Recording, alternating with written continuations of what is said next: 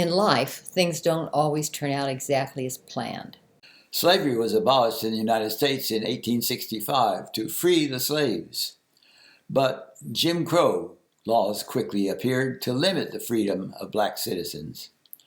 By 1900, the Ville became one of the few areas in St. Louis where African Americans could own property. Blacks took this opportunity to create a neighborhood of their own. And by the 1920s and 30s, the Ville became one of the few areas in St. Louis where African Americans could own property. But there were no schools.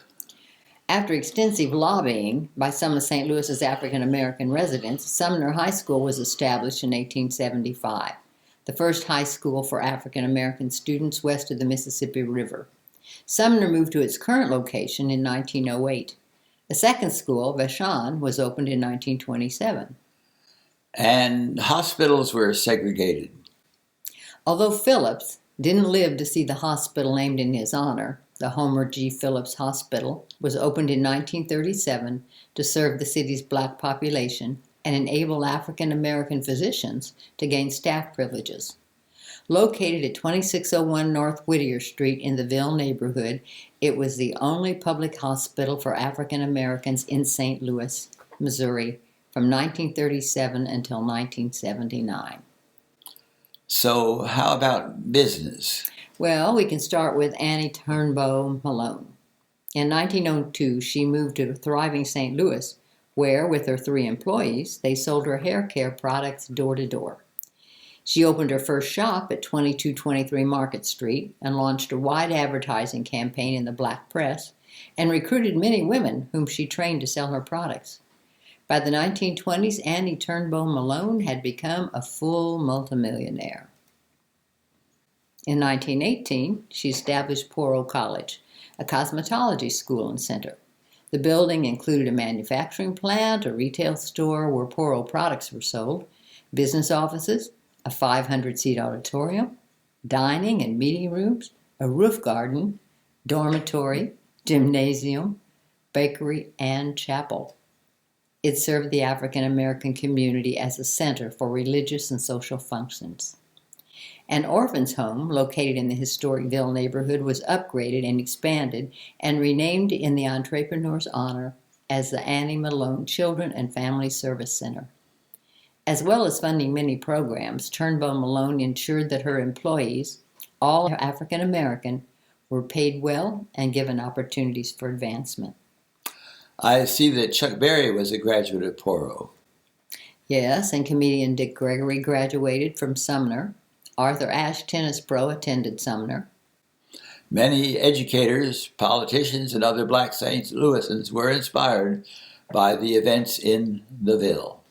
Teacher Julia Davis, entertainer Josephine Baker, opera singer Grace Brumby, boxer Sonny Liston, legislators John Collins Muhammad and Maxine Waters, to name a few.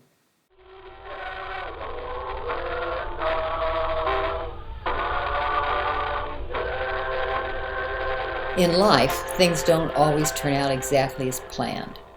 So it's ironic that in 1930, J.D. and Ethel Shelley, a black couple fleeing racially motivated violence, sought to buy the house at 4600 Labadie in 1945, not realizing that the house had a covenant that prohibited the sale of the house to anyone of the Negro or Mongolian race.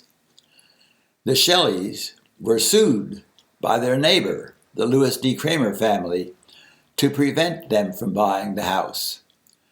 The trial court held for the Shelleys, but that decision was reversed by the Missouri Supreme Court in 1946. So the Shelleys appealed to the United States Supreme Court. Its May 3, 1948 decision rendered all racially restrictive covenants unenforceable on the grounds that enforcing them would violate the 14th Amendment. The irony is that the decision had unintended consequences. It spurred large-scale white flight. Without racial restrictions, white families abandoned North St. Louis neighborhoods for the suburbs. This mass exodus drained the tax base in North City, Property values collapsed, and many black families left too. Between 1950 and 1970, the total population in the Ville dropped by nearly 38%. Greater Ville has suffered greatly from neglect and disinvestment, as both the white and black middle class virtually disappeared.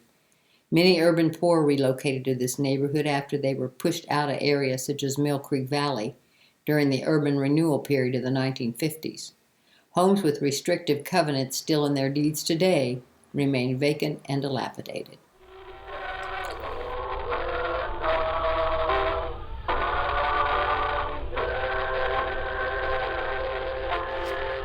In life, things don't always turn out exactly as planned. On Easter Sunday, Bernie and I attended Mass at St. Matthew's the Apostle Church. We wanted to show our support for the church's effort at revitalization. During his homily, Pastor Father Matthew Rule gave an unequivocal Easter affirmation that God loves life. Resurrection, he said, is about life. What good is God when we are dead? Taste the resurrection in this world. Life is what God is all about. The resurrection takes place right here, St. Matthew's, right here in the Ville. After the service, Father Rule told our group that the best way to start in revitalization was to participate and get to know the people. Well, I decided to join the choir, and John came along with me. It was a rich cultural experience. There was no printed music. Songs were all learned by ear. I made recordings of the practices to help me learn how to do this. We also learned how to vamp, to repeat a musical phrase whenever the conductor felt it bore repeating to drive the song to its climax before letting it go. We continued with the choir for a year until they began participating in services of other parishes to seek support. In preparation for one of the trips to another parish, our conductor said, "All right, black only." After being a part of the choir for a year, John and I were shocked, and in a very personal way felt what it must be like for blacks to be excluded so often by white America. The choir director then added, "If you don't have black, wear navy brown or something dark." We were so sensitive to race that we'd misunderstood. What a rich cultural experience it was to make new friends, to sing with them, and to learn how to respectfully understand each other. Now remember, I was dressed in black, and therefore I was amused after the Mass when, because of my dark outfit, I was therefore addressed as Father.